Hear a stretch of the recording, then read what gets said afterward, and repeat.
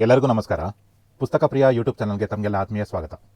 ಇವತ್ತು ನಾನು ಪರಿಚಯ ಮಾಡ್ತಿರೋಂಥ ಪುಸ್ತಕ ಅಂದರೆ ತರಾಸು ಅವರು ಬರೆದಿರುವಂಥ ಚಂದವಳ್ಳಿಯ ತೋಟ. ಈ ಒಂದು ಪುಸ್ತಕನ ಇವತ್ತು ಪರಿಚಯ ಮಾಡ್ತಾ ಇದ್ದೀನಿ.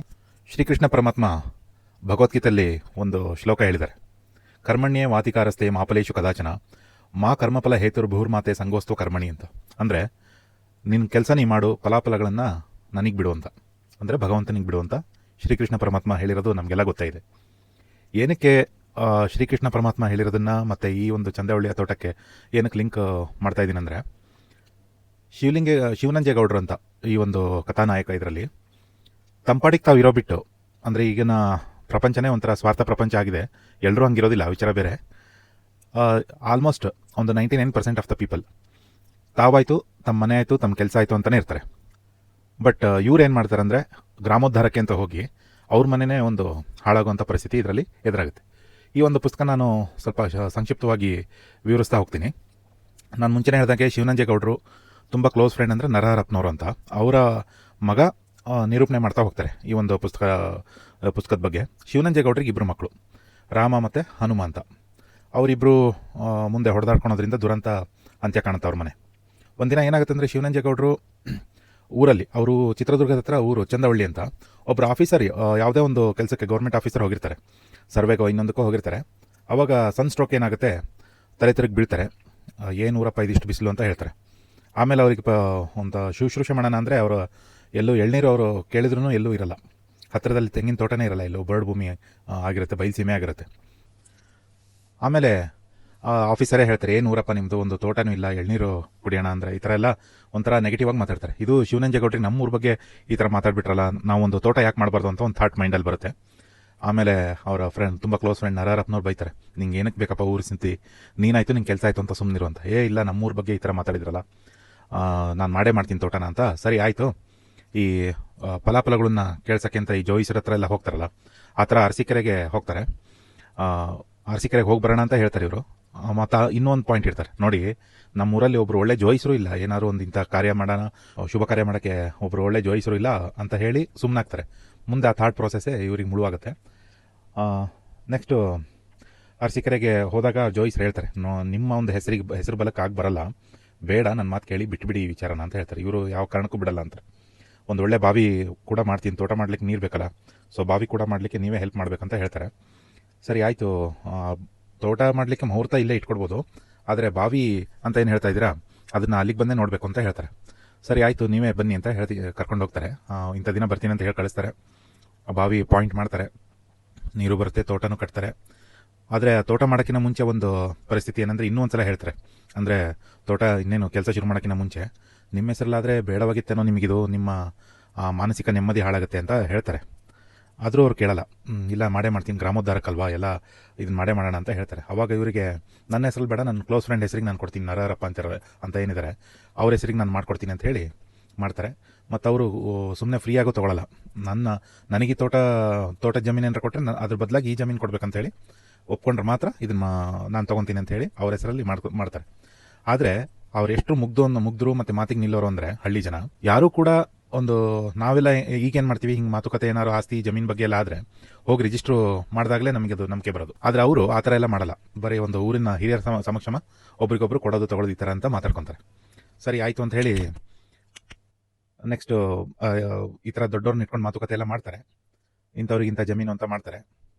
ಕೊನೆಗೆ ಬಾವಿನೂ ತೆಗಿತಾರೆ, ಊರಿನವರೆಲ್ಲ ಸೇರಿ ನೀರು ಬರುತ್ತೆ. ಆಮೇಲೆ ಬರಗಾಲ ಬಂದುಬಿಟ್ಟು ಅಂತರ್ಜಲನೂ ಕುಸಿಯುತ್ತೆ.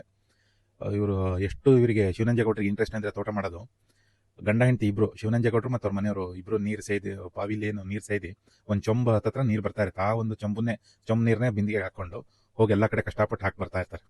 ಇದನ್ನೆಲ್ಲ ನೋಡಿ ನರಹರಪ್ಪನವ್ರು ಸ್ವಲ್ಪ ಶಾರ್ಟ್ ಟೆಂಪರ್ ಇದರಲ್ಲಿ, ಊರಲ್ಲಿರೋ ಆಂಜನೇಯ ಸ್ವಾಮಿ ದೇವಸ್ಥಾನಕ್ಕೆ ಹೋಗಿ ಖಾರದ ಪುಡಿ ಎಲ್ಲ ಬಳದು, ಈ ಥರ ನಿಂಗೇನು ಕರುಣೆನೇ ಇಲ್ವಾ ಅಂದಾಗ ತುಂಬ ಮಳೆ ಬರುತ್ತೆ. ಅದೊಂದು ತುಂಬ ಇಂಟ್ರೆಸ್ಟಿಂಗ್ ಸನ್ನಿವೇಶಗಳಿದ್ದಾವೆ. ಆಮೇಲೆ ಮಳೆ ಬಂದಾದ್ಮೇಲೆ ಇವರೇ ಹೋಗಿ ಶಾಂತಿ ಮಾಡಿಸ್ತಾರೆ. ಈ ಥರ ಎಲ್ಲ ಸುಮಾರಿದ್ದಾವೆ. ಆಮೇಲೆ ಇವರೊಂದು ಥಾಟ್ ಪ್ರೋಸೆಸ್ ಅಂತ ಹೇಳಿದೆ ಶಿವನಂಜೇಗೌಡರಿಗೆ, ನಾವು ಯಾವುದಕ್ಕೆ ಆಗಲಿ ಅರಸೀಕೆರೆ ಬೇರೆ ಊರಿಗೆ ಹೋಗಿ ಜೋಯಿಸರನ್ನ ಕೇಳ್ಕೊಂಬರ್ಬೇಕಲ್ವಾ. ಸೊ ನಮ್ಮೂರಿನಲ್ಲೇ ಒಬ್ಬರು ಇದ್ರೆ ಅನುಕೂಲ ಅಂತ ಹೇಳಿ ಒಬ್ಬರನ್ನ ಸುಬ್ಬಾ ಭಟ್ರು ಅಂತ ಅವ್ರನ್ನ ಕರೆಸ್ತಾರೆ. ಇಲ್ಲೇ ಅವರು ಮೇಜರ್ ತಪ್ಪು ಮಾಡೋದು. ಆ ಸುಬ್ಬಾ ಭಟ್ರು ಮತ್ತು ಅವರ ಮನೆಯವರು ಜಲಜಾಕ್ಷಿ ಅಂತ ಅವ್ರ ಹೆಸರು. ಅವಿಬ್ರು ತುಂಬ ಗ್ರೀಡಿ ಪೀಪಲ್, ಎಷ್ಟಿದ್ರು ಬೇಕು ಅಂತ ಹೇಳೋರು.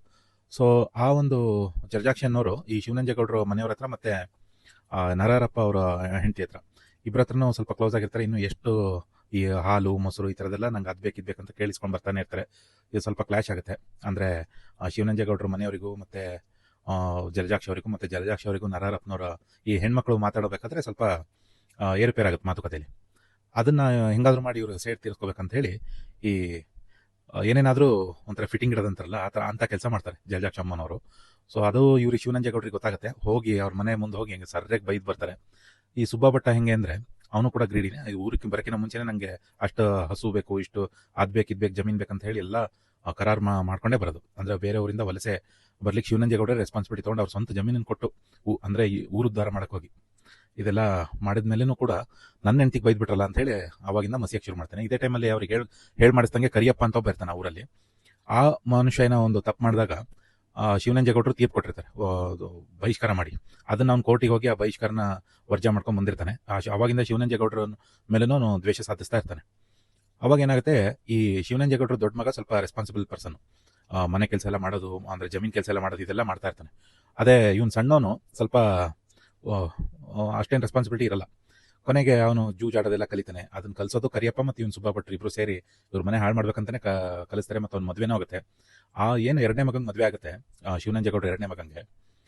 ಈ ಜಲಜಾಕ್ಷಮ್ಮ ಅಂತ ಏನಿರ್ತಾರೆ ಅವರ ಹೆಂಡತಿ ಮತ್ತೆ ಈ ಇವನ ಹೆಂಡತಿ ಎರಡನೇ ಮಗನ ಹೆಂಡತಿ ಇಬ್ರು ಕೂಡ ಅಂದರೆ ಹನುಮನ್ ಹೆಂಡತಿ ಇಬ್ರು ಮಾತಾಡ್ಕೊಂಡು ಅಂದ್ರೆ ಏನೇನಾದರೂ ಬ್ಯಾಡ್ ಫೀಡ್ ಮಾಡ್ತಾಳೆ ಮೈಂಡಿಗೆ. ಇಲ್ಲ ನಾವು ಬೇರೆ ಆಗ್ಬಿಡೋಣ ಅಂತ ಹೇಳ್ತಾಳೆ. ಒಂದು ಹಳ್ಳಿ ಮನೇಲಿ ಆಗಿನ ಕಾಲದಲ್ಲಿ ಬೇರೆ ಆಗತ್ತಂದ್ರೆ ಅದಕ್ಕಿಂತ ಅವಮಾನ ಬೇರೆ ಒಂದಿಲ್ಲ ಅಂತ ಹೇಳಿ ಶಿವನಂಜೇಗೌಡರು ಮನೆಯವರು ಅವರ ಹೆಂಡತಿ ಅವರು ಊರಿಗೆ ಒಂಥರ ಗೌಡ್ತಿ ಅಲ್ವಾ, ಒಂಥರ ಅವಮಾನ ಅಂತ ಅಂದ್ಕೊಂಡು ಸೂಸೈಡ್ ಮಾಡ್ಕೊಂಡ್ಬಿಡ್ತಾರೆ. ಕೊನೆಗೆ ಇವರಿಗೆ ತುಂಬ ಶಾಕ್ ಆಗುತ್ತೆ.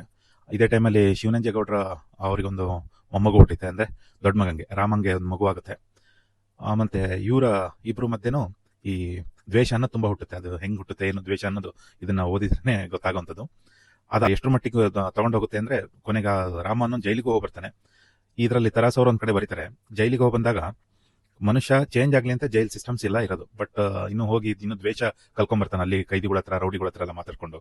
ಕೊನೆಗೆ ಈ ಟೈಮಲ್ಲಿ ಏನಾಗುತ್ತೆ ಅಂದರೆ ಸುಬ್ಬ ಭಟ್ರು ಹೆಂಡತಿ ಮಗುನ ಸಾಯಿಸೋಕ್ಕೆ ಐಡಿಯಾ ಕೊಡ್ತಾಳೆ. ಯಾರಿಗೆ? ಹನುಮನ್ ಹೆಂಡತಿಗೆ. ಇವಳು ಇನ್ನೊಂದು ಬೇರೆ ಹೆಂಗಸನ ಮುಖಾಂತರ ಆ ರಾಮನ ಮಗುನ ಏನೋ ಒಂದು ಸೊಪ್ಪು ತಿನ್ನಿಸಿ ವಿಷದ ಸಸ್ಯನ ತಿನ್ನಿಸಿ ಸಾಯಿಸ್ಬಿಡ್ತಾಳೆ. ಇದು ಅವನಿಗೆ ಗೊತ್ತಾಗುತ್ತೆ.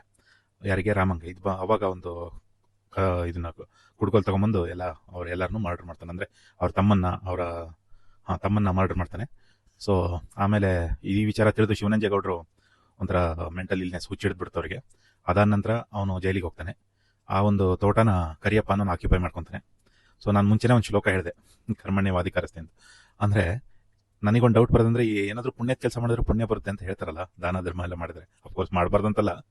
ಇವರು ಶಿವನಂಜೇಗೌಡರು ಏನಂತ ಪಾಪ ಮಾಡಿದ್ರು ಅಂತ ಈ ಒಂದು ಇಷ್ಟು ದುರಂತ ಆಯಿತು ಅಂತ ನನಗೊಂದು ಕ್ವಶನ್ ಬರುತ್ತೆ. ನನಗೆ ಅಂದರೆ ಈ ಬುಕ್ ಓದಿರೋಂಥ ಎಲ್ರಿಗೂ ಈ ಕ್ವಶನ್ ಬರುತ್ತೆ. ಆದರೂ ಕೂಡ ಗ್ರಾಮೀಣ ಸೊಗಡಿನ ಭಾಷೆ ಮತ್ತು ಅಲ್ಲಿಯ ಬದುಕು ಏನಿದೆ ಆ ಒಂದು ಬದುಕಿನ ರೀತಿ ನೀತಿಗಳನ್ನು ವಿವರಿಸುವಂಥ ಪುಸ್ತಕ ತರಾಸವರು ಬರೆದಿರುವಂಥ ಈ ಚಂದವಳ್ಳಿಯ ತೋಟ ಅನ್ನೋ ಬುಕ್ಕಲ್ಲಿ ತುಂಬ ಚೆನ್ನಾಗಿ ಎಕ್ಸ್ಪ್ಲೇನ್ ಮಾಡಿದ್ದಾರೆ. ದಯಮಾಡಿ ಈ ಪುಸ್ತಕನ ಎಲ್ಲರೂ ಪರ್ಚೇಸ್ ಮಾಡಿ ಓದಬೇಕಂತ ನಾನು ರಿಕ್ವೆಸ್ಟ್ ಮಾಡ್ಕೊತಾ ಇದ್ದೀನಿ. ಹಾಗೆ ಪುಸ್ತಕ ಪ್ರಿಯ ಯೂಟ್ಯೂಬ್ ಚಾನಲ್ನ ಎಲ್ಲ ವೀಡಿಯೋಸ್ನ ನೋಡಿ ನಮಗೆ ಸಪೋರ್ಟ್ ಮಾಡಬೇಕಂತ ಈ ಮೂಲಕ ರಿಕ್ವೆಸ್ಟ್ ಮಾಡ್ಕೊತಾ ಇದ್ದೀನಿ. ಧನ್ಯವಾದಗಳು.